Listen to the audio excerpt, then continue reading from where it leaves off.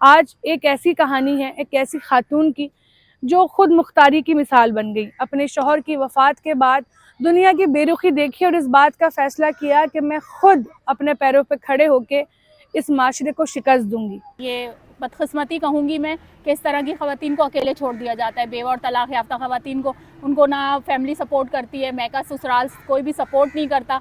तो जब मैंने ये सोचा कि जो मुश्किल मेरे साथ है वो और भी लड़कियों के साथ होगी या मेरी तरह की और भी ख़वातीन के साथ होगी, तो फिर मुझे ख़्याल आया कि मैं क्यों ना इंस्टीट्यूट की तरफ आऊँ। फिर मैंने इंस्टीट्यूट बनाया और पिछले 5 साल से माशाल्लाह से मैं ख़वातीन को खुद मुख्तार बना रही हूँ बाइख्तियार। उनको उनके पैरों पे इस तरह से मैंने खड़ा कर दिया है कि उनको बाइक जो है वो सिखा दी है। तो वो बहुत से लोग तो इग्नोर कर देते हैं, लेकिन बहुत से जो है वो खुश होते हैं। ख़ासतौर पे ख़वातीन बहुत खुश होती हैं, थम्स अप देकर जाती हैं। और कुछ जो है वो जो लड़के होते हैं वो चाहते हैं कि हम उनके साथ रेसिंग वगैरह कर लें, तो वो कहते हैं कि आएँ बाजी रेस लगाते हैं, तो वो भी हम इग्नोर करते हैं इस तरह की बातें। कुछ जो है वो इशारे करते हैं, वो देखो औरत बाइक चला रही है, तो इस तरह से होता है। बिस्मिल्लाहिर्रहमानिर्रहीम, अस्सलाम वालेकुम। ऑनेक्स न्यूज़ के साथ मैं हूँ महमजरा। नाज़रीन, जिस तरह का दौर है अब ये ज़रूरी हो चुका है कि ख़वातीन भी मर्दों के शाना बशाना खड़े होकर इस माशरे का मुकाबला करें।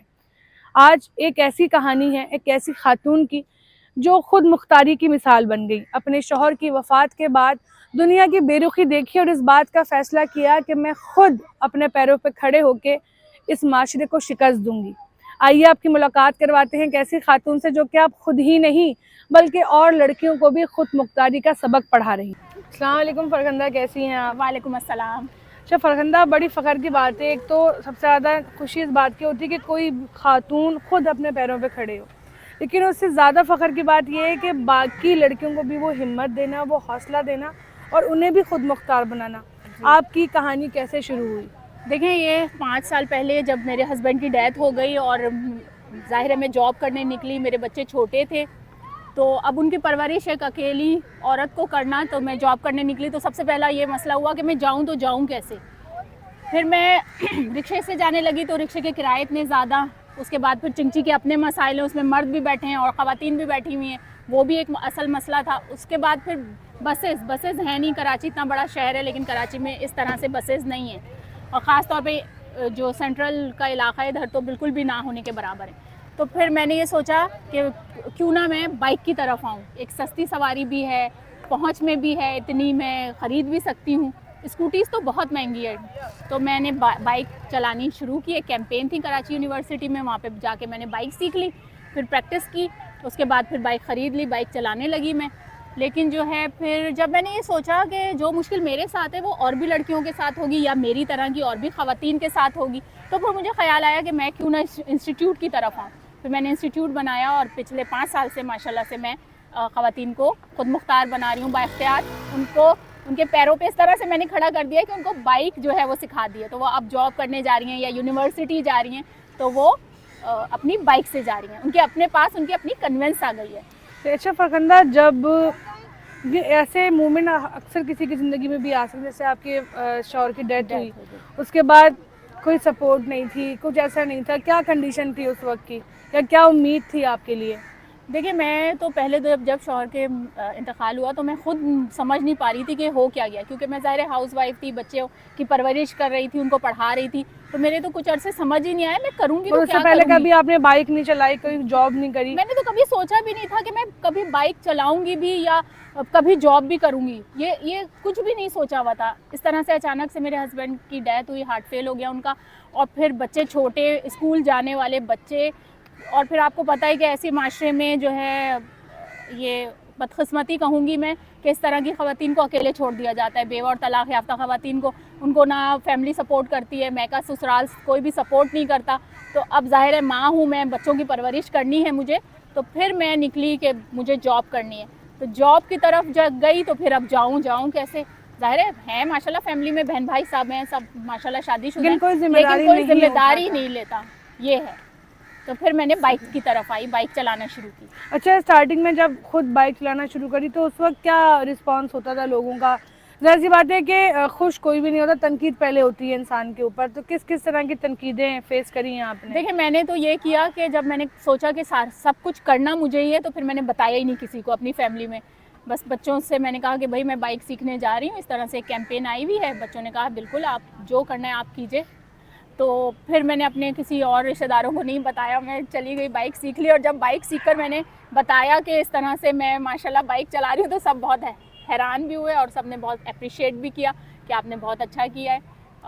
इसके बाद फिर ये है कि मुझे एक खुद से एक डर था कि महल्ले में मैं अपनी एक दोस्त के यहाँ मैंने बाइक ख़रीद ली थी और अपनी दोस्त के यहाँ खड़ी करके आ जाती थी। मुझे एक अंदर से डर था कि पता नहीं लोग क्या कहेंगे, महल्ले वाले क्या कहेंगे, सड़क पे निकलूंगी तो आदमी लोग क्या कहेंगे, पता नहीं मुझ पे हूटिंग ना करें, मुझे बुरा ना समझे। एक अपना एक डर होता था, है, खौफ बिल्कुल था। होता है ऐसा। लेकिन वो फिर ये हुआ कि वो आहिस्ता आहिस्ता जो है वो जो मेरे उस्ताद थे उन्होंने इनकरेज किया कि नहीं आप इस तरह नहीं करें, आपने जब ख़रीद ली है बाइक तो अब आप चलाएं। तो फिर मैंने आहिस्ता आहिस्ता जो है वो महल्ले में लेकर आई, लेकिन किसी ने कुछ नहीं कहा अल्हम्दुलिल्लाह। कहा होगा तो मुझे नहीं पता, लेकिन बहरहाल फिर रोड पे लोग देखते हैं हैरत की निगाहों से। जी हाँ, लोग देखते हैं, ऐसा होता है। बहुत से लोग तो इग्नोर कर देते हैं, लेकिन बहुत से जो है वो खुश होते हैं, ख़ासतौर पे ख़वातीन बहुत खुश होती हैं, थम्स अप देकर जाती हैं। और कुछ जो है वो जो लड़के होते हैं वो चाहते हैं कि हम उनके साथ रेसिंग वगैरह कर लें, तो वो कहते हैं कि आएँ बाजी रेस लगाते हैं, तो वो भी हम इग्नोर करते हैं इस तरह की बातें। कुछ जो है वो इशारे करते हैं, वो देखो औरत बाइक चला रही है, तो इस तरह से होता है। लेकिन हर चीज़ को मतलब फैमिलियर नहीं है लोग अभी भी यहाँ पाकिस्तान में। अभी भी नहीं है। एक फीमेल कराची के इतना बाइक बड़ा चलाने शहर है, से। लेकिन अभी भी नहीं है। सही। अच्छा, कितनी लड़कियों को जो है आप अब तक सिखा चुकी हैं बाइक चलाना? मैं माशाल्लाह 1500 से ज़्यादा ख़वातीन यहाँ पर आई हैं संगम ग्राउंड में और चला के सीख के जा चुकी हैं माशाल्लाह। अच्छा, कोई ऐसी लड़की जिसको जो बिल्कुल जिसके अंदर कोई उम्मीद ना हो या बहुत टूटी हुई और आपने उसको खुद मुख्तार किया, उसका सिर्फ उसको बाइक चलाना नहीं उसको बल्कि माशरे को फेस करना भी जो है वो आपने गाइड किया हो? जी हाँ, ऐसी आती हैं, बहुत सारी बच्चियाँ ऐसी आती हैं, तलाक़ याफ्ता होती हैं, बेवा होती हैं, बहुत गरीब होती हैं, तो वो मेरे पास आती हैं, कहती हैं कि मतलब वो हिम्मत बिल्कुल हार चुकी होती हैं। तो उनको मोटिवेशन देती हूँ, मैं मोटिवेट करती हूँ कि भाई ज़िंदगी इस तरह से नहीं है, ज़िंदगी अल्लाह ताला की एक नेमत है, आप अपने पैरों पे खड़े हो, आपको अपने बच्चों के लिए जीना है, आपको अपने लिए जीना है। तो फिर मैं उनको मोटिवेट करती हूँ और उनको कहती हूँ कि आए, मुझसे जो हो सकेगा मैं आपको फ़ीस कम करूँगी और हम सिखाते हैं ऐसी ख़वातीन को बाइक। ठीक है फरखंदा, जो लोग इस वक्त देख रहे हैं, जो स्पेशली ख़वातीन जो कि सोच रही हैं लेकिन डर की वजह से कर नहीं पा रही, उनको क्या पैगाम देना चाहेंगे? देखिए, मैं तो ये कहूँगी कि ख़वातीन को हिम्मत तो करनी होगी और हिम्मत और हौसले से काम लेना होगा, क्योंकि इस तरह नहीं कि हिम्मत हार के और अपनी ज़िंदगी को जो है वो किसी के रहमो करम पे नहीं छोड़ें। आप मजबूत हैं, अल्लाह ताला ने आपको हाथ पैर दिए हैं, अल्लाह आपके सलामत रखे उसे।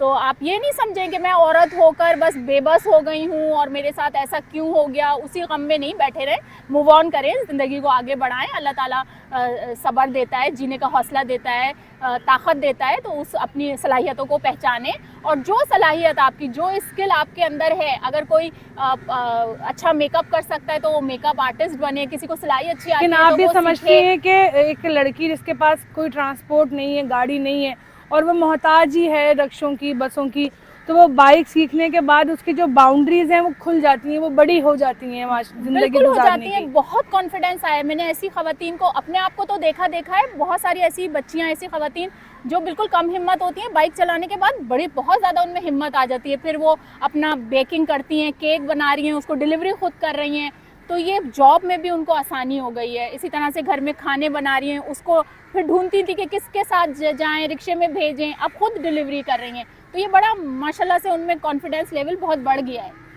अच्छा, कोई आपसे रब्ता करना चाहे, कोई और ऐसी हो जो सीखना चाह रही हो और हिम्मत चाह रही हो, तो वो कैसे आपसे रब्ता कर सकती है? मेरा फेसबुक पेज मौजूद है, फरखुंदा फ़िरोज़ के नाम से, व्हील्स फॉर वुमेन के नाम से। मैं इस इंस्टाग्राम पर हूँ, मैं टिकटॉक पर हूँ, तो आप हमें बिल्कुल आ सकते हैं। वहाँ पे फ़ोन नंबर मेरा मौजूद है, मैं नंबर भी बता सकती हूँ, 03353853 174। तो ये नंबर है मेरा व्हील्स फॉर वुमेन का। तो आइए, हमें ज्वाइन कीजिए और बाइकर बन जाइए।